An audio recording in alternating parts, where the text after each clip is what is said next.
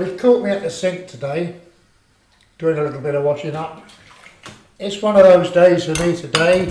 Lynn's gone off to climb the highest mountain in the southern UK, and that's something I used to really love doing, being out in the wilds, climbing mountains, on the fells, on the moors, that kind of thing. I can no longer do it, but like many of you, I can do little, and there's some days when times are really hard, such as the last few days. High tree pollen, birch here in the UK, has devastated my breathing, and even today it's not absolutely good. So what to do? But what we mustn't do is to stop. We have to move, hence here I am. I don't mind doing a little bit of washing up. And that's it, we've got to do something. Sometimes we're trapped in this house for a few months at a time during the winter when it's very cold, it's too cold to go outside. I can only get into the car, drive to friends or the family, and the rest of the time all exercise, everything has to be done within the house. Now there's quite a bit we can do in the house, but one thing that we mustn't do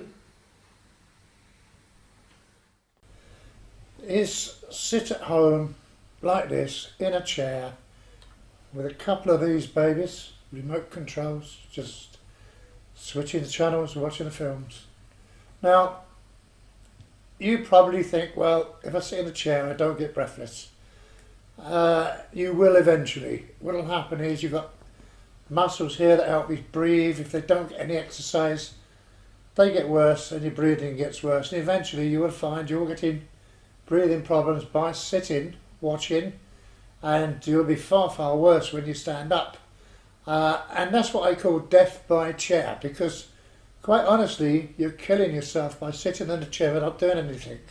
You can probably hear a bit of music in the background, but one of my favourite ways to exercise is to stand up and hold in the back of this chair here and shuffle my feet while I listen to music. Other times I might put a film onto the computer screen here and with Netflix or something like that, and watch a film and stand up and shuffle my feet, but at least I'm standing up and I'm moving. Exercise doesn't have to be running or anything like that. We're not athletes, we're never going to be. Just gentle exercising. But I think for now, before I carry on, I'll just turn the music up a little bit.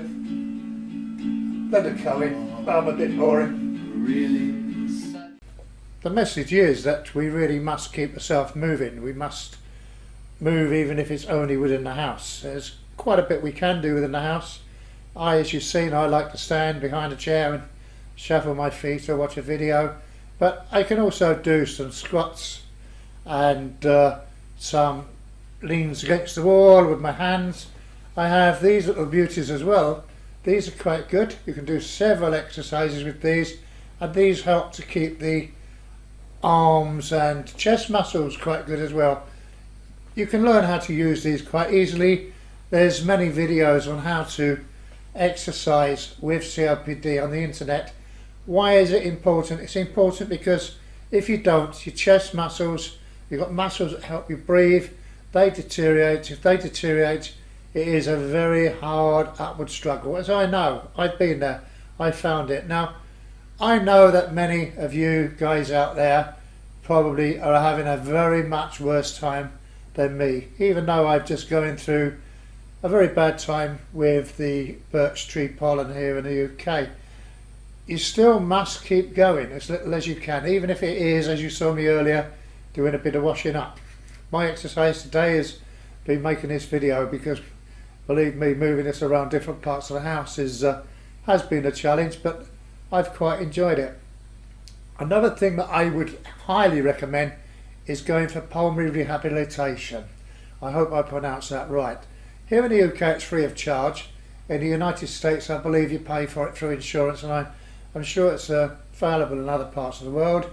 If not, get onto Google and find out good exercises for those with COPD. Now, pulmonary rehabilitation, they will teach you all about COPD, what you can do to help yourself. They'll educate you They will also have you doing little exercises which aren't too bad. They'll monitor you and they will put an oximeter on you and they will make sure that you're within perimeters and that you're safe doing what you're doing.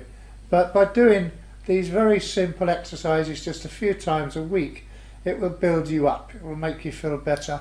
You'll be surprised. I know one lady that was at death's door and she wanted to die. I since heard she's not at death's door now. She wants to live and she started to enjoy life. And why she started to enjoy life is she started to exercise. The more you exercise, the better it is. Easier in the summer. We've got the summer coming here in the UK, so I'll be out a lot. I do use a scooter. I can't walk very far, but having the scooter means I can get around and just getting in and out of the car and just going around doing my hobby photography. Now this is another thing, is a hobby. It's so good for you. Something like photography, any hobby that gets you doing something is good, because any hobby that gets you moving is giving you exercise. Everything is exercise. You don't need to run around the block. You don't need to run around the park. Exercise was, as you saw me earlier, just doing a bit of washing up as well. Anyway, that's enough of that for this week. So I'm going to say goodbye. And next week I'm going to talk about the bump. I know that when I did write about it on my written blogs, a lot of people were very interested in it. But I would talk about it. I'll describe what happened to me. I'll describe what what my specialist said to me about the bump, and hopefully not too many of you will go through it, but some of you will have already gone through it, and I've no doubt that given how many people do listen to my blogs, that some of you may be going through it now. Anyway, have a good day, breathe easy, and till my next video. Bye bye for now.